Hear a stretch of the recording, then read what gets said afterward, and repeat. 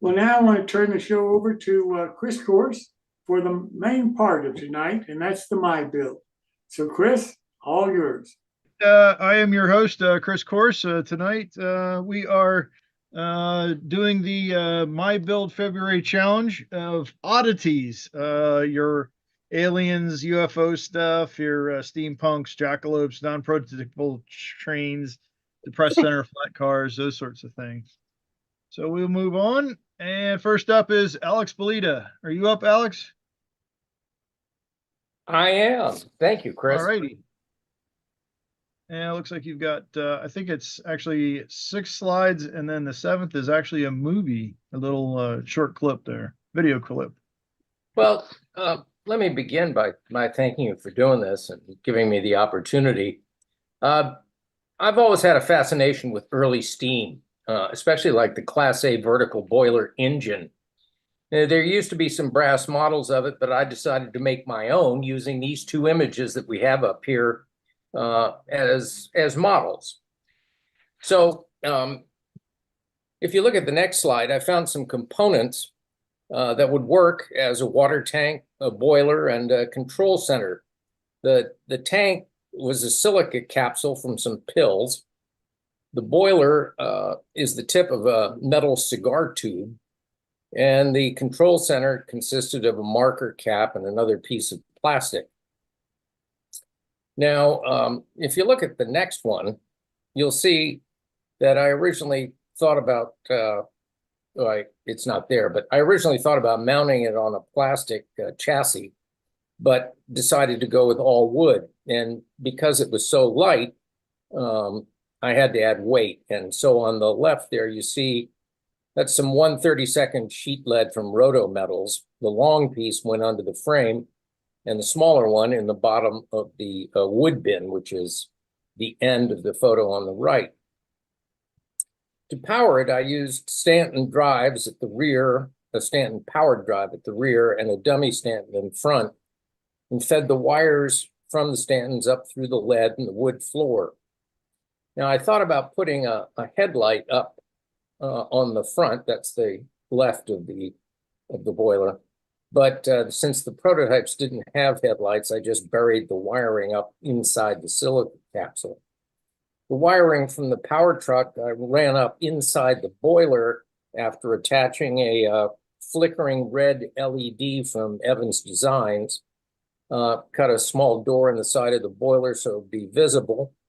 And I sliced some round styrene tube to make gauges that went on the control center, and using a fine black pen to make some markings on the dial. The control wheels come from scale structures, and I use Tishy wire for the tubes. Let's see, what's next? What do you have next, Chris? There we go. There you can see the gauges and the wires and the controls. The picture on the right shows the diamond smokestack that I added, which I made from a couple of icing pipe tips that my wife was tossing out. And the whistle was from a pen part that I mounted on some piano wire. Now, the boiler lights up, as I said, and there's a length of solder that I painted and added for an overflow tube out of the wire tank. And I attached a chain over the rail by the boiler. Next slide, please, Chris. Yeah, you can see I put there, you can see a picture on the left with the light of the boiler and the solder water overflow tube. And on the right, you can see the chain that I attached over the handrail. And laying on top of the water tank on the right, you can see the hose I made. That was also out of a piece of lead. And then I took a shaved piece of plastic as the hose.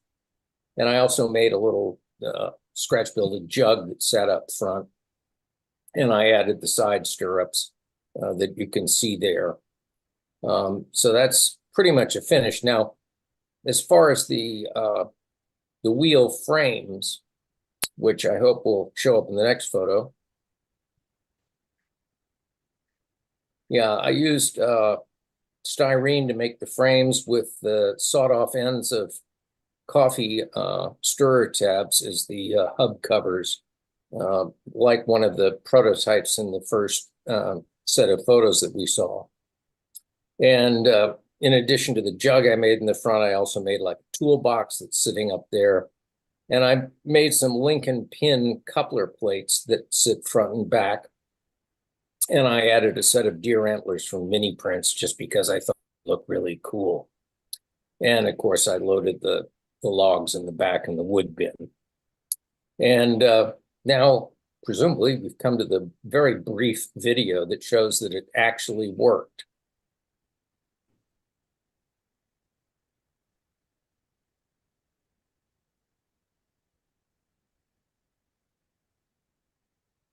And there it is. It's pulling one of the a Densmore tank car that was the only car I had that has Lincoln pin couplers on it. It's something I scratch built previously. So that model actually ended up serving as my scratch build engine for my AP motive power certificate. And yeah, I really enjoyed building it, and I'm pleased to have it on my layout. And I'm glad to have had the opportunity to share it with you all. So thank you, Chris. Yeah, thanks. Thanks for sharing. It's a neat little locomotive you came up with there. Very unique subject, and very much fits perfectly into what we're trying to do for tonight. So, are there any questions for Alex? Yes, Alex, it looks wonderful. I noticed that you have rivets on the boiler and the tank. Is that some of that rivet decal material? It was the rivet decals from Micromark. Okay, it looked like they worked pretty good. They did. I was very pleased. I was a bit hesitant, but it worked out all right. Nice job. Thank you. All right. Any more questions for Alex? All righty. Well, thanks, Alex, for sharing. And while Alex was speaking, I'd forgotten. I had decided that we'd kind of sweeten the pot a little bit by throwing in a kit to the person that came up with the most odd entry for tonight. So that will be the HO scale, or maybe if you're O scale, the smokehouse that Conowingo Models does. So at the end, we'll have, I still haven't figured out exactly how we're going to vote on that, but we'll certainly, this is a definite contender for it. So, all right, we will move on. Thanks for sharing, Alex. And next up is Greg. Yep, Greg. I'm here. Oh, I know you're up. I guess Martin doesn't have anything, or else you're out of order tonight. Yeah, he didn't send anything, or Well, at least if he did, I missed it. And I think I feel as though I probably missed something this month. I apologize. I did catch one right before we started, so I got that. So okay, well, mine, it's a little bit of an oddity, but it's rooted in fact. You know, it's not like an alien or a jackalope that is pure fantasy, but it's still quite odd. This got started with the photos on the left that your host right here, Chris Corse, actually took of an old salvage barge that was rusting away in a field on a lowboy.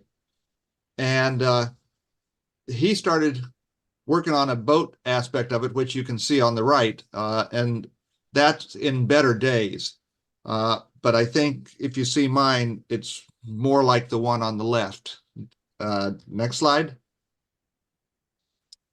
Okay, so I had already built his boat last year, I believe, and I had a lot of fun rusting this thing, and I have a video showing how I did it. If you feel it, you really need a tetanus shot because it's got all the feel of rust as well. But I wanted to capture that photo. I was unable to find a 2-axle lowboy that I could fit this on. So I said, well, I've got a Western Mail and flat car. Let me just put it on that. So I went ahead and started building up some rigging and some bracing for it and fitted on that. So while it probably wouldn't be left in the middle of a field rusting away, it could be left on a siding or something. You never know. Next photo. And here it is on my layout, actually being transported from who knows where to no one knows. My guess would be a next- scrapyard. Yeah, a scrapyard or the Smithsonian. You never know. I already have another piece on my layout that is being towed to the Smithsonian. You know, living on the East Coast near Washington, you can have a lot of reliable stories about why something's on your railroad if it's going to the Smithsonian. Next slide. Yeah. Yeah, that's the thing is there's enough maritime museums around here that's Oh, yeah. plausible too. Yep. And this is just a close-up of some of the bracing that I did. I did as much research as I could on boats on flat cars, and you find about 90% of it is models, mostly Lionel and Tyco, and about 10% of it is actual prototype photos. But this is based on a couple of wartime barges that were being carried on a flat car, and I just based my modeling on that. And I assume it'll hold up through probably anything except humping. I didn't have a do not hump sticker on it. So that's it. It's a little odd. I think it's great. Yeah, that thing, it's still still gives me the tetanus shot heebie-jeebies looking at that thing. So Well, Chris, someday you'll have to go back and see if that prototype boat is still there, and if so, what shape it's in. yeah, I drive basically within about a half a mile of it every day on the way to and from work, so that wouldn't be hard to do. But I'll bet you it's still sitting there, still rotting away. Let's hope so. Yeah. Alrighty. Are there any questions for Greg before we move on? Alrighty. Well, thanks, Greg. And we will Well, thank go you, Chris. on. Thanks. We'll go on to Leonard Davis. Are you up, Leonard?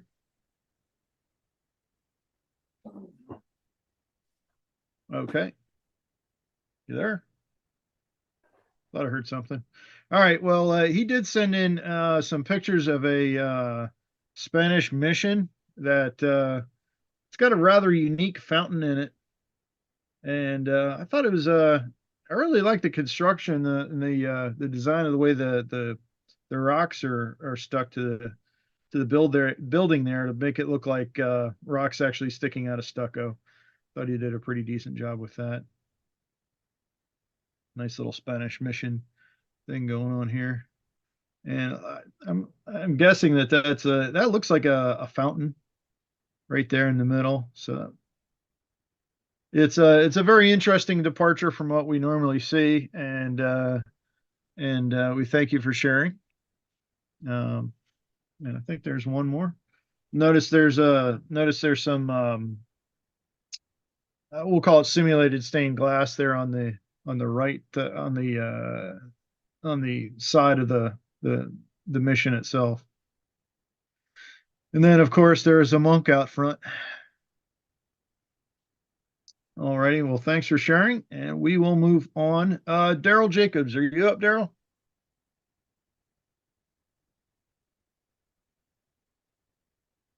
Oh, that's a shame. Daryl's got some cool stuff he sent in. Actually, he sent it in thinking that that this was for last month, so that's probably why he's not here. I don't know who these people are. I know it's like a cartoon of some sort. Does anybody know who these are? I believe they're from one of those Cannonball Run type comedies that came out in the 60s, or around the world type race comedies. So Around the World in 80 Days, Professor Fate That's who it is. and his sidekick, Peter Falk, the guy who played Columbo. Okay, thanks. All right. I believe these are all available on his website. at Interaction Hobbies. Got like a little kids game of flying a helicopter there. And then this is the this is from Raiders of the Lost Ark. It is the crate that holds the Ark of the Covenant. That if you remember at the very end of the movie, it ends up being buried away in the back of a warehouse and forgotten about. So that much I know. And then these are some really cool buildings or some really cool buses that he did. As you can see, the top one there, it lights up. So I thought that was pretty neat. And it just so happens the county north of us is Chester County. And I actually, when I got these photos, I looked it up, and this is actually from up there up in Chester County, Pennsylvania. And there's a guy that works for me. I meant to ask him because he's a ham radio operator. He might actually be part of this association. But it's just a very unique use of a truck. And I'll say the same with, would you call that one on the left a bus? I don't know. But it's a neat vehicle just the same. It might actually be a delivery vehicle. Yeah, it could be. And then there's another helicopter. This one, it looks like it's supposed to be of a larger design. It might actually be the same as the earlier one, but it's presented in a different context, so it's basically in a different scale that way. So anyway, Daryl, thanks for sharing. Does anybody have anything to add to this before I move on? All right. Well, thanks, Daryl. All right, Sherry Johnson, are you up, Sherry? Okay. She is, if I remember correctly, she is one of the owners of Cat's Paw. And I believe that the Bigfoot here might be something that they're doing. I'm not sure. It's with her new Invisitrack system. Oh, yes. That makes it actually walk. Yes, because you can see the track right there going from left to right, and then you see it again in the back. Right. And Probably goes in circles. She's just coming out with this system, and it's really something, I think, because it'll really make anything on your model railroad, forget the trains, they're already moving, but everything else, the people, the animals, whatever, they can be in motion, tractors, farmland, whatever. It's really going to be something when she gets it perfected, and I think she's a long way along the way to doing that. Yeah, I think I heard they're going to be debuting it in a couple of weeks. Yeah, and she's sometime early March. She's supposed to be on the show and tell us all about the details of it and so forth. It's really something. Invisitrack. Yep. All right, so let's record that. All right. Okay. Well, thanks, Sherry, for sharing that photo with us. Move on to Jeff Jordan. You up, Jeff? I'm here. All righty. Looks like you got 2 slides for tonight. Yes. Which one do you have first? Okay. There you go. Actually kind of goes the other way around, but I can start this way. This is right. The structure is the American Model Builders coal mine, which I converted into a tram house. And you can see the tram lines running in and so forth. But I decided to do something a little bit more interesting than coal. And I'm calling this Amulite, which came out of one day when I was dragged into Michael's or Hobby Lobby with my wife, wandering around, and ended up in the jewelry section and saw that they sold plastic beads in multiple colors. So I bought several bags. You should have seen the looks I got at the cash register, and took them home and smashed them into bits and made a load of raw Amulite. Now, what is raw Amulite for, you might ask? Next slide.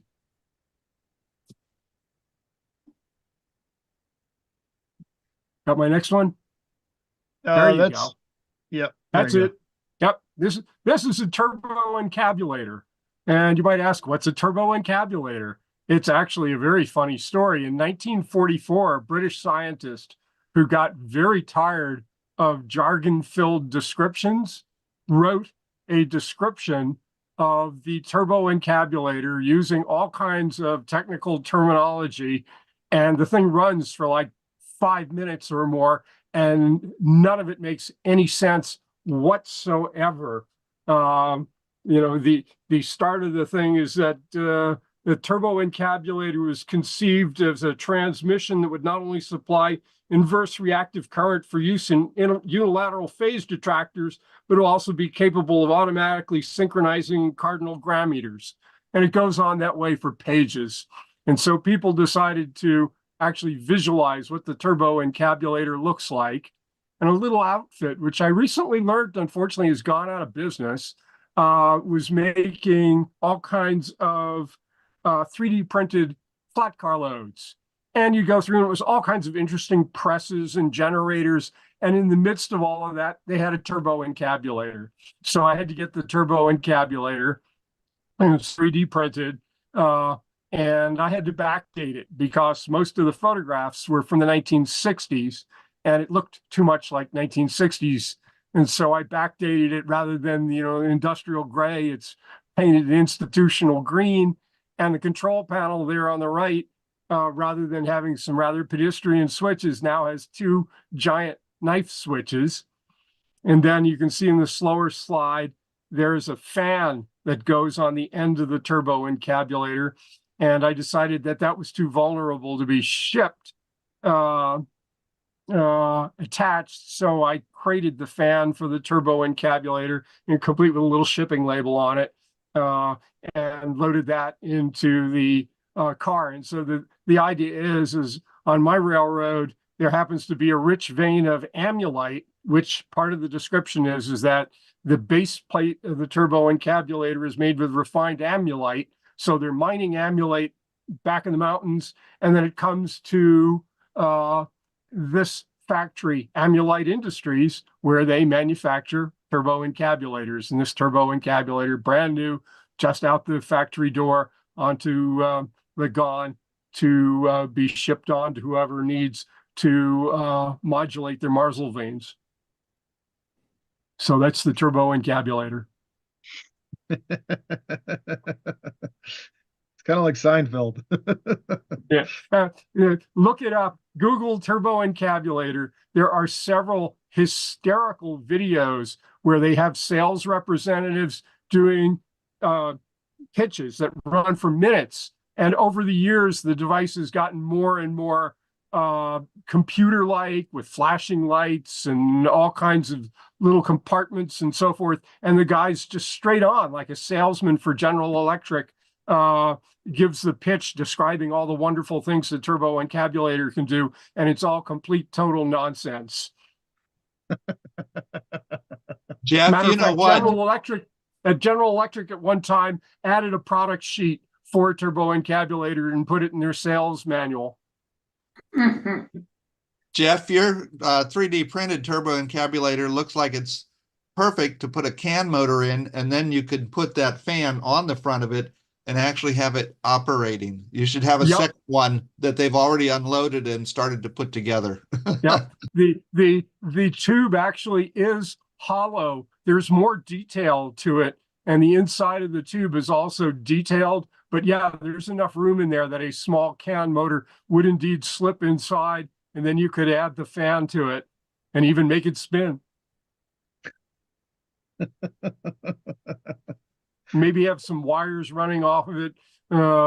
We just got to find an industry where they would set it up in an exposed manner. You need to find yourself a 1/48th Jacob's ladder to attach to it. Uh-huh. Oh yeah, that would be cool. All right. Wow. Are there any questions for Jeff? All righty. Well, thanks for sharing, Jeff. This is definitely a candidate for for Thank the you. Odyssey. It's a lot of fun, and it's crazy, but it's not so crazy that you put it on your layout and it looks like it couldn't conceivably be there. Yeah, you just treat it like basically you go along with the whole theme of it, and then you just completely 100% talk about it like it's 100% real, and people will be like, "Oh, sure, yeah, okay, all right, yeah, I get that, I see it, yeah, Mhm. yeah, And if I yeah, ever that makes sense." and if I ever get tired of the Amulite load in the hopper there, it's removable, and I can put a normal coal load back in too. That is so neat. Oh, God. All right, any questions for Jeff? All right, well, thanks, Jeff, You're welcome. for sharing. And let's see, Ed O'Rourke, you still up, Ed?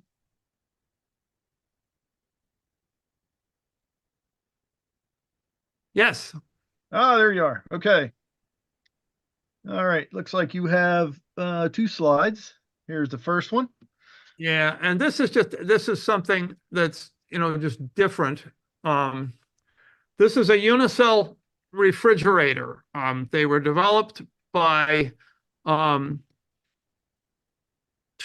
it or not, the Pressed Steel Car Company. But they're made completely out of plywood. There's no steel on them except maybe the underframe. I don't even think the underframe is steel. I think everything was plywood. And so they built these with the idea that they'd be lighter. Wouldn't be nearly as expensive to do because they're built out of plywood instead of out of steel. And they were well insulated, so they didn't need any ice to keep stuff cold, which was another factor in it.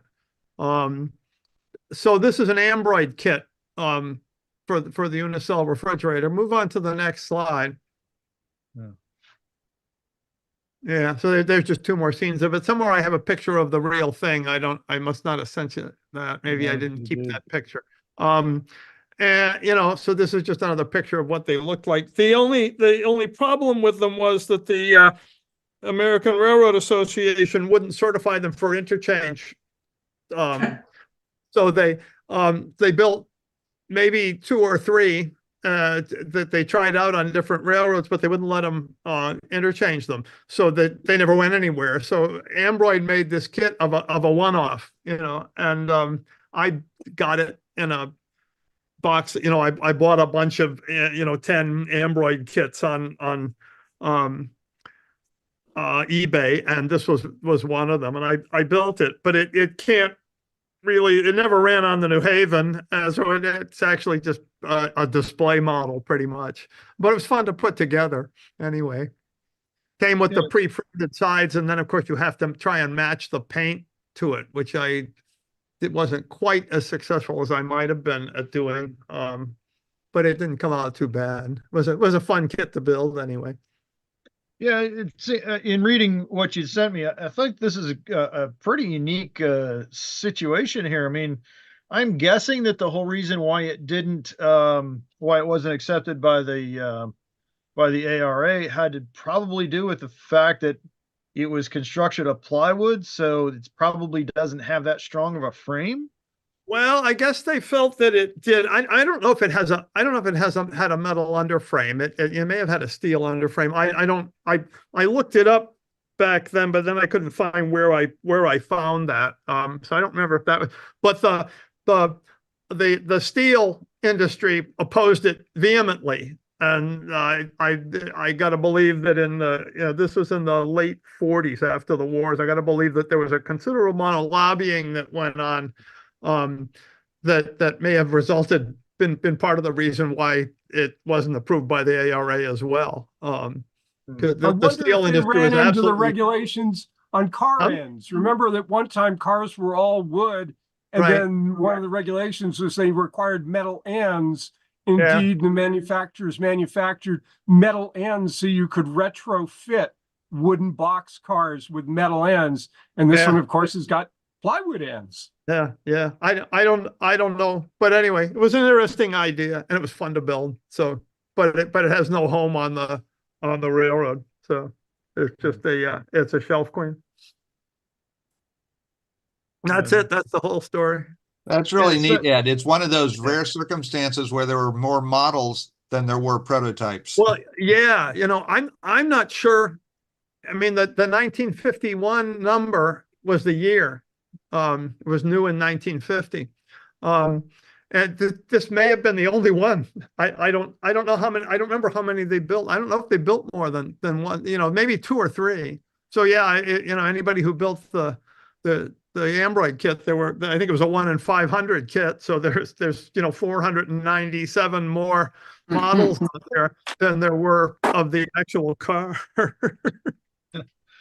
Anyway, Yeah, it's definitely a Yeah. unique item. yeah, that's that. Alrighty, well, thanks for sharing, Ed. Sure. Yeah. Does anybody have any questions for Ed? Okay. Oh, got one more. Gary Shergold. You up, Gary? I am here. All right. Looks like you've got 3 slides. I think there might actually be 4. Hey, we'll see. Yeah, one of the things, the oddities about model railroading is this little minion. Within our club, we have a display layout, and wherever the display layout goes, the minion goes. So just a little fun character that that I have on my own railroad. And he's just a little mascot. So when people come over, they get a little bit of a kick seeing a minion in the corner by the row houses for overnight cruise. That should be Yep. yeah, okay. This is the gremlin. Now the gremlin, he was one of my first mascots on the layout. And interesting, we have a sister club over in Michigan, the Redford Model Railroad Club, and we do visits every other year. They come here one year, we go there, and whenever they come, this little guy disappears, and then later on, he's found somewhere either under the layout or stuck in behind a chair or something. So there's another little fun thing on the layout when people come over, little oddity. She had some All right. more there, Chris. Yep. Yeah. Now, I'd shown this before. This is the flying gondola. And what it is, it'll go on HO scale track. And when it gets into congestion, it'll take off and bypass all the congestion. But what's the nice thing about this is I found a stand for it, which you can see. I put magnets underneath it, and it sits on the magnets clip onto the top of the stand there, which makes it really nice. Now this was inspired by a good friend of mine from the Redford Club, passed away last year, Milt Moore. And you know Milt Moore by his cartoon thumbs that used to be in the NMRA magazine. When we were over there visiting one time, this was on Milt's layout. So I wanted to replicate one and built this last year, put it all together. It's just a group on a gondola, and they're enjoying the sun, the bathing pool in the front, a few people in there swimming. And it was just a fun little conversational piece that when people come in, they're a little bit impressed with it. It's to honor Milt.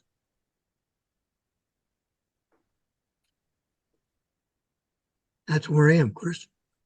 Alrighty. And I think there's 1 or 2 more. Yeah, this is just another couple of shots. This little stand I found for it. Well, I found it in I was at a train show, and it was in the box of stuff that I bought. I tried to figure out what to use it for, and I came up with this idea of putting the flying gondola on it. It sits on my workbench or next to my workbench. And the ball hanging there is from Rapido Trains. You can get the Rapido mystery box at Christmas time. And this Christmas bulb was inside. So I decided to hang it from the plastic stand. Certainly adds a unique look to it. Yeah, it's quite nice. It was a fun project. I think there might be, yep, one more. Yeah, just a little bit of a close-up showing the swimming area. 3 people, one on a floaty, one Yep. diving off the diving board, another one talking to the young lady on the float. You can see the coming up to the middle, walking towards the seat is the captain in charge of the gondola. And then some people sitting in the back, enjoying a cup of tea, and some others on the benches just having a conversation.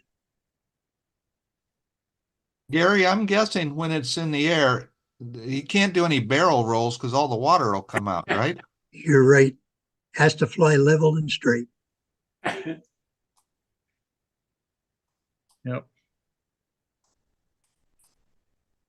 And if it was even moving, you really, I've been in plenty of slipstream, and I'll tell you, you wouldn't last long. You're gone.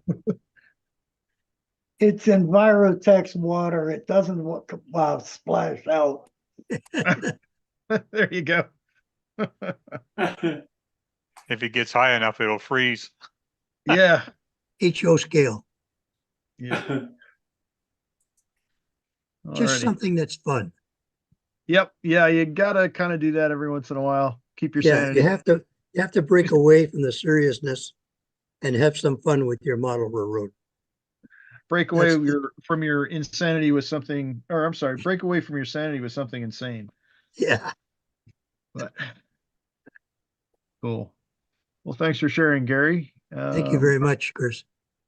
Are there any questions for Gary?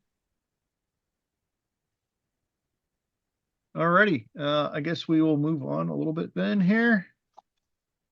Grab the right mouse. All right, the next My Build is March 20th, and it is featuring you. It's a free-for-all. So send us whatever you've got, whatever you're working on, whatever's cool.